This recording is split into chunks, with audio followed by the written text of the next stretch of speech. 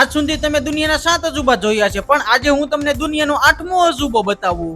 ભાઈ કાળા તરીકે ડીગુભાઈ નો ફોન આવ્યો છે કે જવાનું છે ફેરો ખાલી કરવાની. એમાં પાસે આપણને ખેતરમાં બોલાવ્યો છે, અને પાછો ટ્રેક્ટર તો ડીગુભાઈ પંખા વગરનો લઈને આવ્યો છે.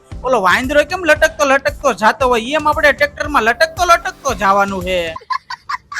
હવે માઈક આંગલીના ડ્રાઈવર આપણી આગળ નો હારે એટલે તમારા ભાઈએ ટ્રેક્ટર લઈ લીધું છે ને એવી વાત કરી તો ટ્રેક્ટર ગેરમાં ફસાઈ ગયું. એટલી વારમાં તો તમારા ભાઈ ફોન કરીને અમેરિકાથી કારીગર બોલાવી લીધો ને કારીગર તો એક હથોડો મેરે તો ગેરમાં ફસાયેલું ટ્રેક્ટર રેડી થઈ ગયું. ને પછી તો ડીગુભાઈએ ટ્રેક્ટર કરી દીધું છે ધીમે ધીમે ચાલુ, અને હજી તો ગામની બહાર નીકળી જતો ટ્રેક્ટરને ઊભું રાખવું પડ્યું, કારણ કે ટ્રેક્ટરની લારી ચાલુમાં ઊભી થઈ ગઈ છે ને હવે નીચે બેહવાનું નામ નથી લેતી. ને પાછા કારીગર બોલાવી લીધા છે ને ટ્રેક્ટરને કરી દીધું છે ચાલુ, અને દાજમાં ડીગુભાઈએ એટલું ટ્રેક્ટર હાંક્યું કે સામેના માણસો જ્યાં જગ્યા ભલાઈને પાળા સડવા મળ્યા, ને ટ્રેક્ટરની પાછળ તો ધૂળની ડમરી ઉપર ડમરી સડવા મળી.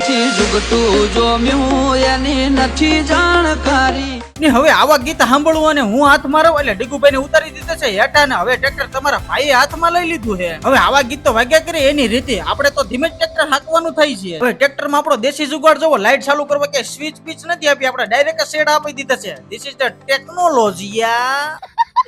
ને ઘરે ફેરો ખાલી કરવો હોય તો લારી ઉલળતી નથી. હવે આ ટ્રેક્ટર નું કરવું હું નીકળ્યું રિપેર જ કરાવ્યા કરવું, પછી માંડ ટ્રેક્ટર કર્યું ખાલી, ને પછી રસ્તામાં આપણને મળી ગઈ છે ટુ વ્હીલ, એટલે ટ્રેક્ટર ને કહી દીધું છે અલવિદા, ને ટુ વ્હીલ ને કરી દીધી છે 250 ની સ્પીડમાં. ક્યાંથી જુગતું જોમ્યું એની નથી જાણકારી.